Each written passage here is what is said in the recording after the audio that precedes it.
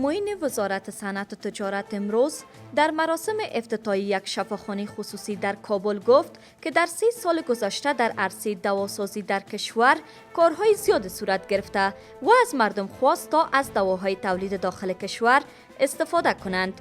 او میگوید دکترانی که طی 3 سال گذشته به خارج از کشور رفتند باید به کشورشان برگردند و به هموطنان خود خدمات ارائه کنند.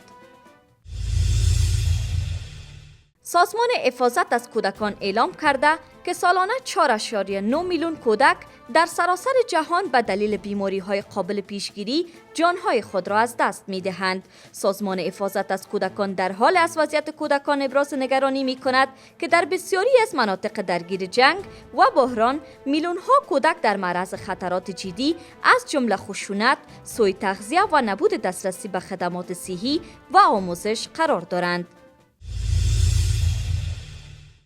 معاونیت اقتصادی ریاست الوزراء میگوید که کمیسیون تدارکات ملی قراردادهای 27 پروژه را به ارزش حدود 5 میلیارد افغانی منظور، قراردادهای 8 پروژه را تعدیل و قرارداد 4 پروژه را لغو کرده است.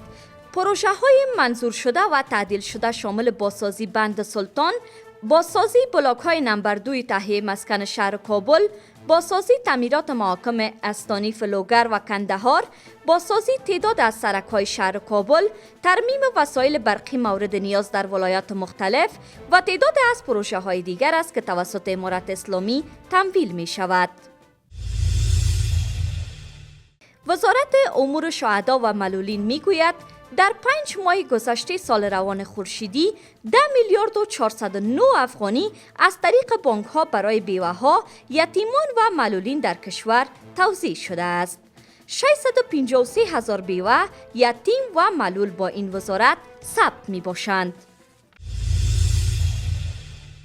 در پی برخورد ساقه به یک خانه در منطقه وچکوت سنگرباغ ولسوالی اسپینغر ولایت ننگرهار 1 تن جان باخته و 4 تن دیگر زخمی شدند.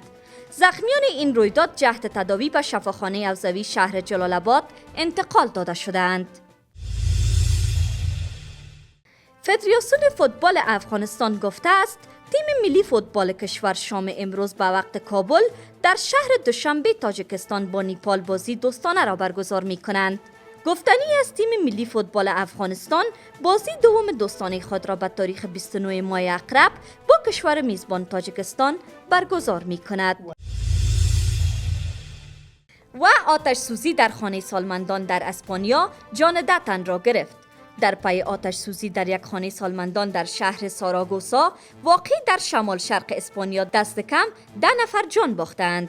رویترز گزارش داده است که این آتش سوزی صبح دیروز جمعه 25 اقرب در خانه سالمندان گاردن ویلا فرانس رخ داده است.